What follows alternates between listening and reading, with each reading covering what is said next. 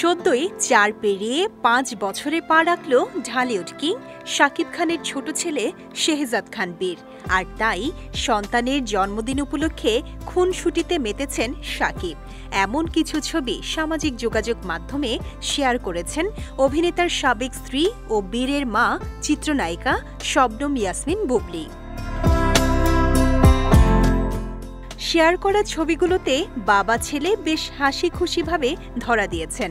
জন্মদিনের কেকেও রয়েছে আলাদা এক ছোঁয়া। এটি ছিল সাদা রঙের প্রাইভেট কারের ডিজাইনের কেক। কেক কেটে বীরকে খাইয়ে দিচ্ছেন নায়ক।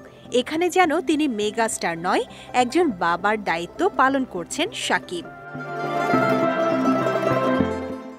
বাবা ছেলের আনন্দঘন মুহূর্তের ছবিগুলো সামাজিক যোগাযোগ মাধ্যমে শেয়ার করে ক্যাপশনে বুবলি লিখেছেন, বাবা এবং ছেলের ভালোবাসার কোনো সীমা নেই।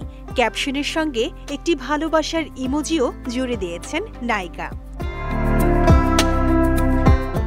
পোস্টের কমেন্ট বক্সে বীরকে জন্মদিনের শুভেচ্ছা জানিয়েছেন নেটিজেনরাও।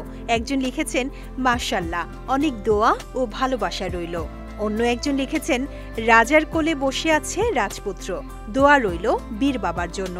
আরেকজনের ভাষ্য, প্রতিটি বাবা তার সন্তানের আবদার এভাবে পালন করে।